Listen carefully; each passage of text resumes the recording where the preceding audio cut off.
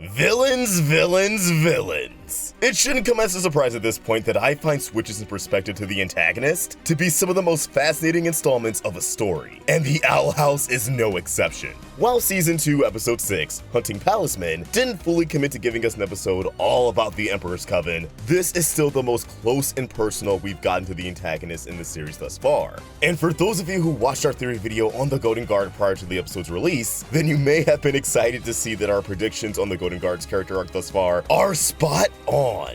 In general, our observations that the Golden Guard, Belos, and Kikimora are parallels to Luz, Ida, and King have been validated, as this episode has given us direct examples of how this trio carries identical traits to the protagonist, with a few standout differences. So as always, let's run through this episode for all the details you may have missed, and give our thoughts on the many revelations given to us, because holy moly, this episode threw a lot at us. Spoilers ahead. And you already know the drill. If you want to stay in the loop of all things Owl House, drop a like and subscribe to the Roundtable. It helps us out a ton, and you'll never miss a video. With all that said, let's dive in.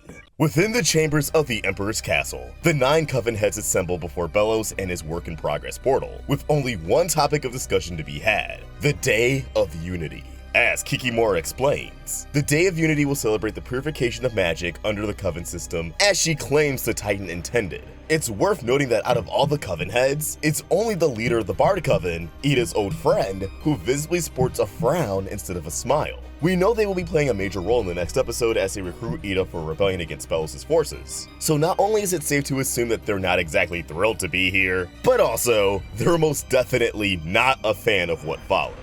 As a reward for their service towards Belos, the Coven heads are granted a vision of this fateful event. Placing their magic-imbued medallions into a cauldron, a blue-green flame erupts from the center. The Coven heads ensnared in a premonition as their eyes begin to glow white, similar to the effect people had under the illusions of Grom. The hollowed-out eye of the Titan's gigantic skull begins to emit a peculiar green glow, correlating with the rapid rotation of the night sky. The green eyes unleash a wave of energy as the demon realm merges with the human realm. In Star vs. the Forces of Evil fashion, the Titans remains surrounded by a populated city, and the sun appears to be ominously eclipsed. This is more or less what I was hinting at in my previous breakdown when speculating the Day of Unity, though the name very much gives it away. But this is just scratching the surface. Clearly there's going to be a lot more at play, information that Belos is withholding. Now that we have some sort of connection to Belos' origins through Philip Wittebane, whether or not he was Belos, Philip's initial desire to control the magic of the Boiling Isles gives me a hunch that the Day of Unity is ultimately going to serve as humans more than witches. Belos even says that the worthy shall inherit a utopia free of wild magic. Organizing witches into particular covens, and imprisoning anyone who refuses to conform, only the top of this chain are allowed to practice different forms of magic. Methinks Belos is trying to orchestrate a world where witches are practically slaves to humanity. He also remarks that the more the covens grow, the more power they amass to pull off the Day of Unity, which has me worried that a lot of witches, especially the inexperienced students of Hexside, will be used as a power source through their sack of magic bile, which could have disastrous long-lasting effects on their physical well-being. Speaking of physical well-being, Belos begins to suffer extreme pains and fatigue, much like his condition in Agony of a Witch. Kikimora attempts to assist Belos, only to be turned away by the Golden Guard, which leaves Kiki feeling kinda bitter. This is an important parallel and distinction from the main trio. I think it's reasonable to assume that before the Golden Guard arrived, it was just Belos and Kikimora making big moves, much like how before Luz, it was just Ida and King. However, whereas King embraced Luz with open arms and the two immediately formed a close bond, Kikimora never had that moment with the Golden Guard, seeing him as a threat to her rank from the very beginning. Luz and King both help Ida through a curse, but here, the Golden Guard turns Kiki away entirely.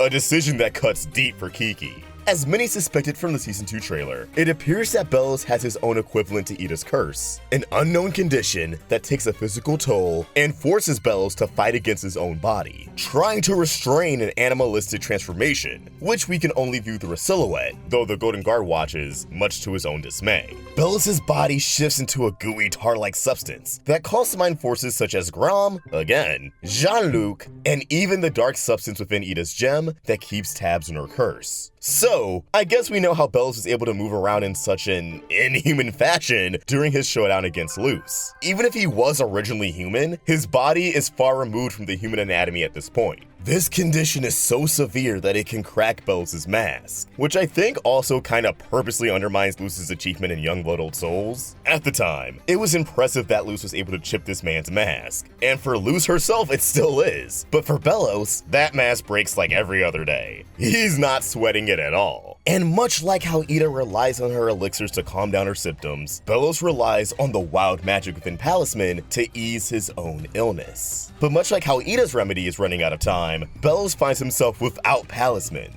as the material needed to create them, Palistrum wood, is quickly depleting due to Belos' misuse of the resources. The Golden Guard is desperate to help Belos, revealing that the Emperor is actually an uncle of his. Though it's currently unconfirmed if this is a true blood relation or just a familial term being used as Belos took him underneath his wing. I'm assuming it's the former, as in response to the Golden Guard's suggestion of harnessing wild magic, which is interrupted, Belos states that their family is gone because of wild magic, and he doesn't want the same to happen to him. Already, we get a great idea of their relationship. Belos cares deeply for the Golden Guard, as he's the only family left. But because of this factor, he doesn't tolerate failure and places impossible expectations upon him. He has the Golden Guard do all of his dirty work for him, but gets frustrated at any inconvenience. It's complicated, and it's the family drama that I'm here for. It's crazy how just a few details can engross the viewer that much more in their villains. As previously reported on the channel, we have an updated intro sequence, featuring Ida's new outfit, King's restored horn, and Amity's new haircut, alongside a necklace. Remember, she smashed the amulet given to her by Odalia in Escaping Expulsion. This necklace is that of an eclipse, and it's striking fear in the hearts of many fans. Why? Well, between an eclipse being present during the Day of Unity premonition, the mysterious cloaked figure with an eclipse insignia in the Season 2 trailer, and the upcoming episode titled Eclipse Lake, that necklace does not seem like a coincidence. And it's posing the question, will Amity end up playing a crucial role in the Day of Unity? A question that we'll touch on at a later time because she's not in this episode. Also, Ida's outfit is updated through the recycled Season 1 animation as well. I just love details like this in shows, finding the time, resources, and let's be honest, budget to update the opening visuals more than once during a season.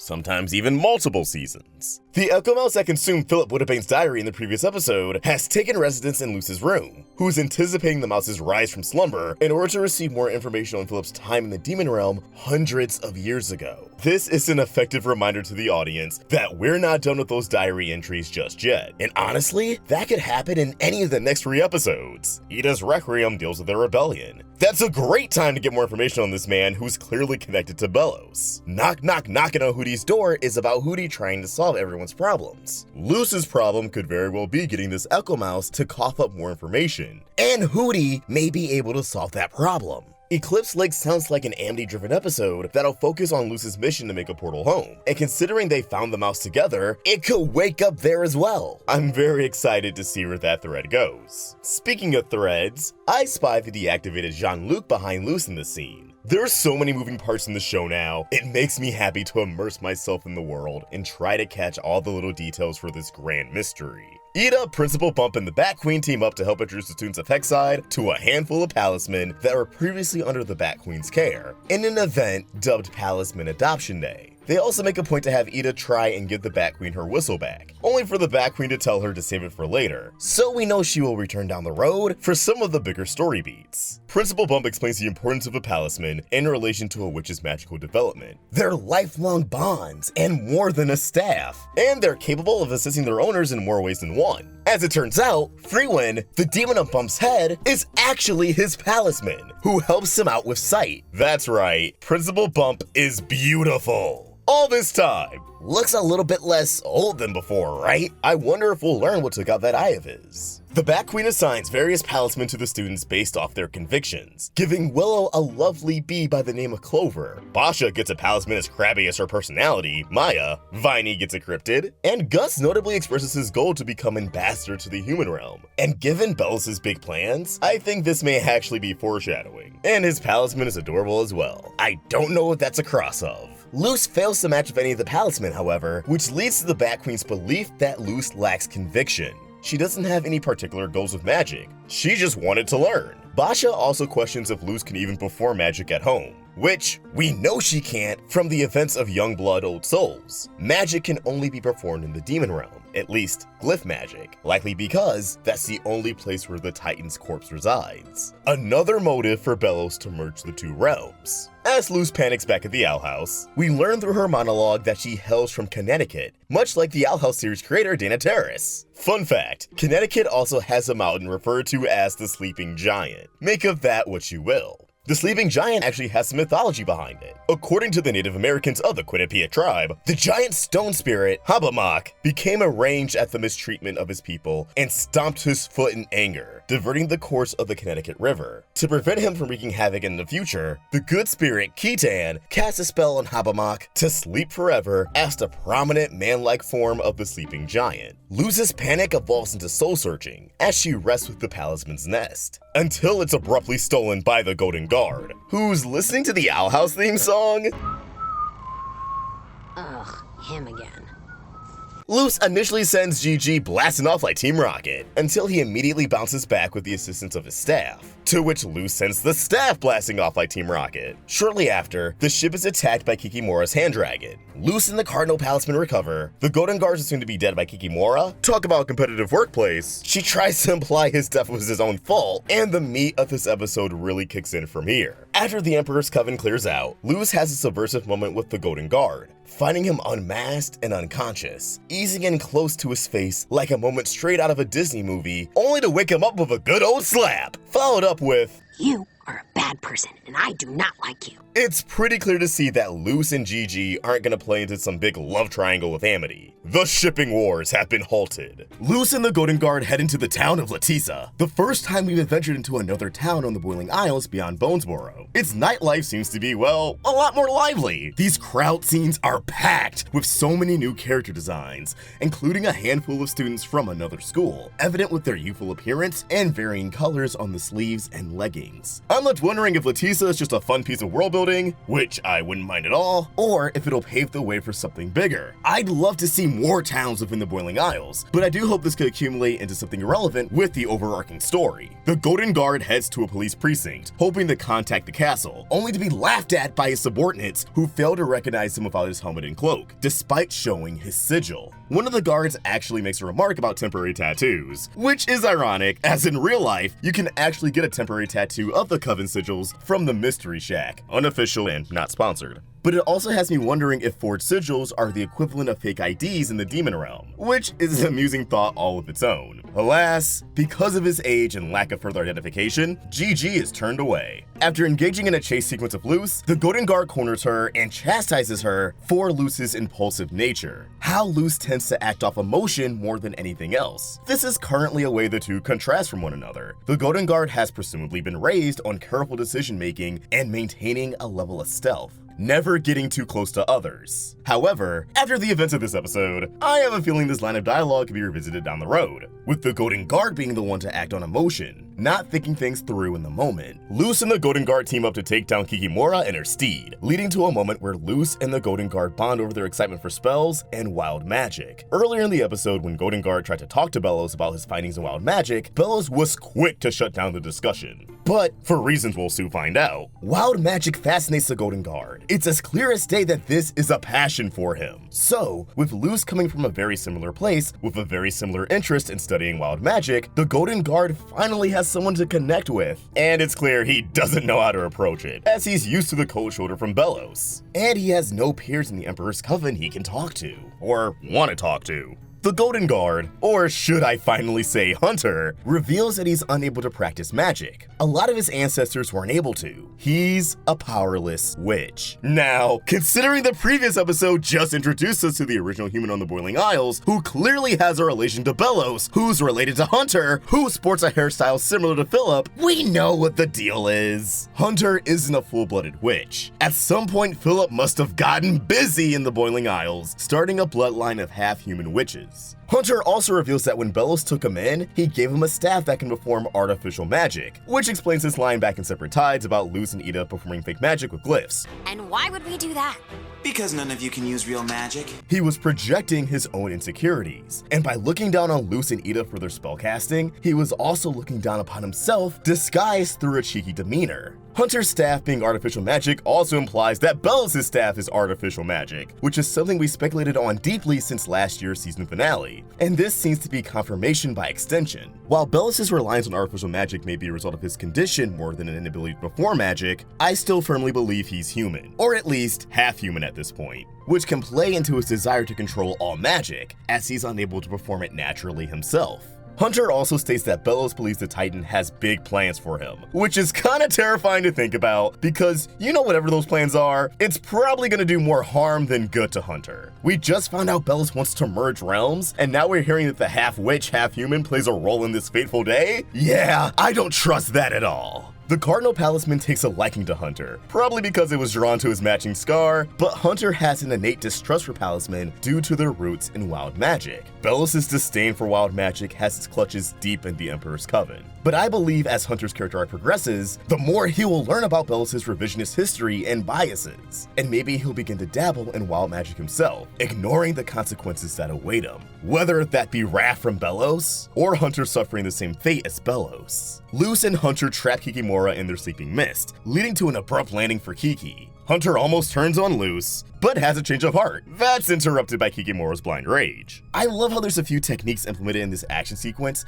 that's commonly found in anime more than Western animation. The way the perspective is ruled by Hunter's movements, panning alongside him, or like the brief camera shake on a blurred Hunter, justified by Kiki's altered vision. I don't know, it's not the most profound thing in the world, but it's fun to look at. Cartoons, please do more of this. As Kikimora and Hunter are locked in combat, Luz hijacks Kikimora's steed and returns the Palisman to Hexside, with a sleek transition I may add, and the Red Cardinal conveys to the Bat Queen that it's finally found a witch worthy to be its familiar. Elsewhere, Luz returns to the Owl House and is down in the dumps over her lack of a Palisman and apparent lack of conviction, wondering if she's meant to be in the demon realm. When Ida and King save the day, pulling up with Palistrom wood freshly stolen from the Bowlesboro Garden Club. Ida informs Luz that when she's ready, she can carve her own Palisman, which honestly, I'm kinda mixed on narratively. On one hand, Luz carving her own Palisman makes sense as she can carve a true reflection of herself, once she figures out the direction she wants to go in with magic. On the other hand, the Owl House as a story really seems to love the found family trope, so Luz adopting a Palisman makes just as much sense, finding a Palisman who didn't fit in anywhere else, much like her. However, until we see how the story plays out, there's always a chance this Palistrom wood could be stolen and harvested by Belos and the Emperor's Coven. Luz also remarks that it's hard to picture her future without seeing her mom. And considering the trajectory the show is headed towards, I think that trip to Earth is a lot sooner than we may think. Closing out this episode back at the Emperor's Castle, Hunter is being scolded by Belos for his failure. Belos holds his adoption of Hunter over his head, which greatly frustrates Hunter, as aiding his uncle has been his sole motivation all this time. And unlike earlier, Belos has two Abomatons by his side, ensuring a great level of protection, as we know how much it took to just defeat one of them. And these Abomatons are supposed to be souped up from the model Amity and Luz squared off against, so I'm interested to see what crazy shit they're capable of. And with this development, Belos has acquired yet another resource that combines technology and magic. Hunter tries to pry more information on wild magic out of Belos, much to the Emperor's dismay, as Belos impulsively strikes at Hunter with a mucky vine, displaying that Belos is capable of performing magic in spite of his condition. Though, I suspect that condition is exactly why he has a tie to magic. So, I still wouldn't classify this as natural magic, though we should probably wait and see. Still, it's interesting to see that he has plant magic up his sleeve as well. Hunter is dismissed by a backhanded Belos, who expresses his care without really saying he cares. And in the hallway, the young guard has a brush-in with Kikimora. Kikimora is surprised to see Hunter is still alive, only for Hunter to become coy with his words and taunt Kikimora. As she has a closer inspection of his minor injuries, she realizes he was the one she faced the night prior, and thus realizes that Hunter's aware of her goal to get him out of the picture. The rivalry is officially on, especially now that he has two Abomatons to compete with. Entering his bedroom, which has both a Sprig plushie and a Remy plushie, referencing the fact that Hunter and Remy are both voiced by the legend himself, Zeno Robinson.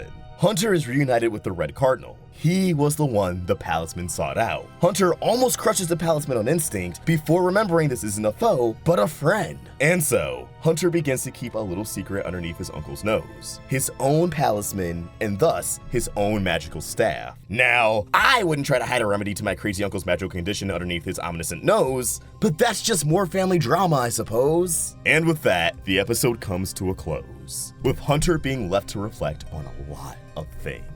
As always, I want to know what you guys thought of this episode. There was a lot to go through this week, but I was engrossed in every second of it. Drop your thoughts in the comments down below, or tweet your thoughts over at Roundtable Vids, and for more of my own thoughts, you can find me at Fox. We're also on Instagram. If you enjoyed this video, please throw it a like, and subscribe to the Roundtable for more great cartoon content. Thanks for watching, and I'll see you next time. See ya!